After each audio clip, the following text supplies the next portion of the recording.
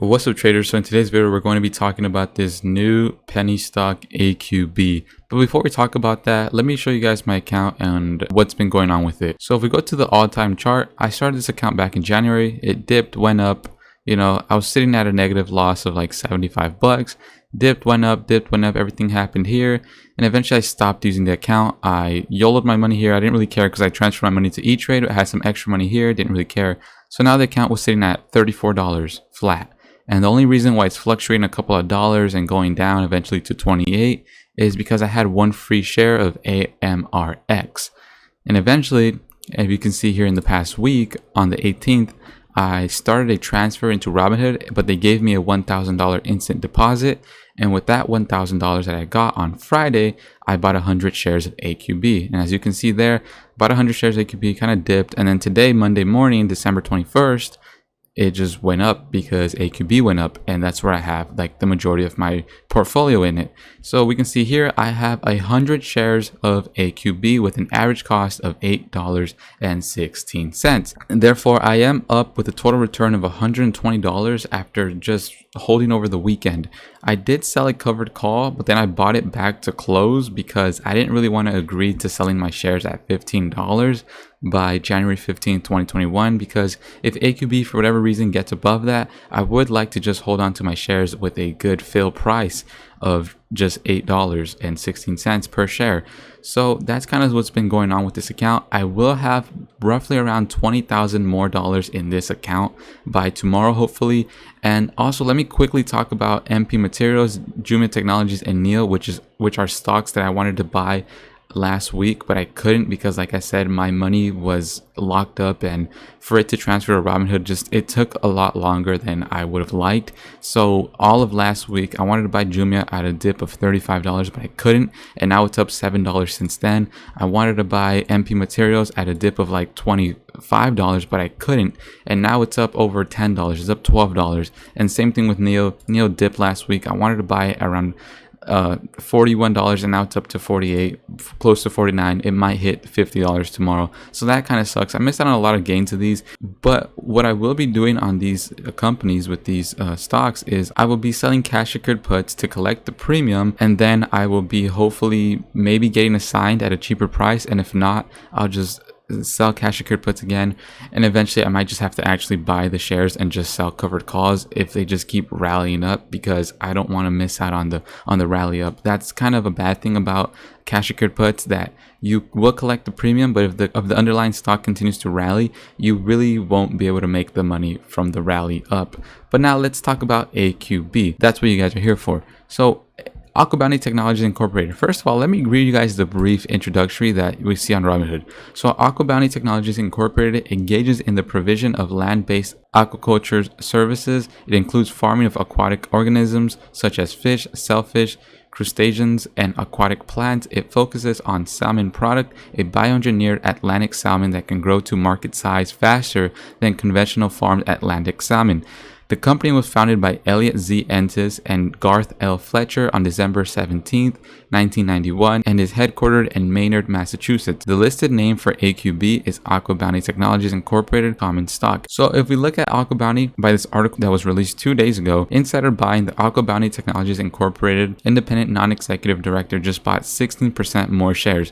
So anytime that you see an article about more or less insider buying, that is a good thing. That just shows you that there is a solid reason why someone who's an insider would want to be buying more shares. If you see an insider who's selling shares, there could be a variety of reasons why they're selling their shares. But if you see an insider who's buying, more than likely they know that the stock will rally up, and it did on Monday. This was released on Saturday, and on Monday the stock rallied up 15%. As we see here, insider ownership of AquaBounty Technologies. For a common shareholder, it is worth checking how many shares are held by company insiders.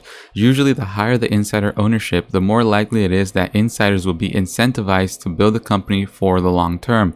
AquaBounty Technologies insiders own about $83 million worth of shares. That equates to 19% of the company. While this is a strong but not outstanding level of insider ownership, it's enough to indicate some alignment between management and smaller shareholders. Now, if we look at this other article, we see here that some key highlights of the AquaBounty Technologies Incorporated announced results for the quarter and 9 months ended, which was released on September 30th, 2020. We see that some key highlights here was that it commenced harvesting of conventional Atlantic salmon in June at the company's Indiana farm, validating its land-based recirculating aquaculture system as an efficient and sustainable way to raise Atlantic salmon. Growth and feed conversion ratio targets for the company AquaBounty Salmon AAS are tracking as expected, validating the economic and preparing the company for the imminent first ever harvest of AAS. Identified Mayfield in Graves County, Kentucky as the leading site location for its planned large-scale farm designed for the company's proprietary AquaBounty salmon after an exhaustive nationwide search spanning approximately 230 sites. So here we finally see that they actually did settle down on a site in Kentucky. I think it's a 10,000 metric ton farm.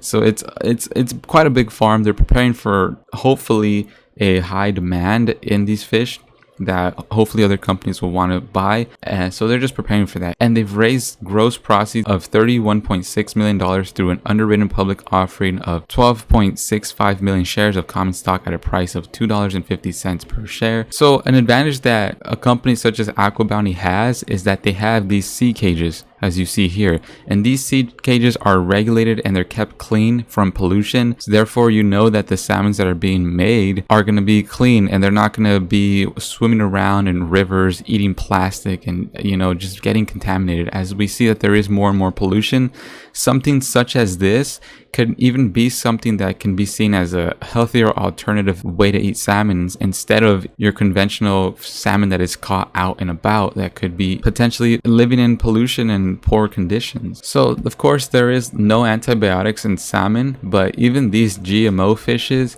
could be a better alternative, and AquaBounty has been around since the 90s. As we see here, it has 30 plus years of perfecting the AquaBounty way. It operating safely and efficiently to harvest high quality Atlantic salmon has always been their top priority, and they carefully monitor every egg, every fish, every drop of water in their farms. So that just contributes to the purity of these fish. If they can do it with other fishes, potentially, they could potentially create this, you know, healthier way of eating fishes as opposed to your standard fishes that are caught out in the oceans with pollution. I guess that the conclusion is that these fish grow 3 times faster. The only downside is if, for example, they're not FDA approved, or if big companies like, for example, Target, Walmart, Costco, even restaurants, if they don't want these salmons to be sold in their stores, that could deeply impact them. But across the world, if they're being sold in many different countries where it's a cheaper way to get them, of course they will see them. So I definitely see this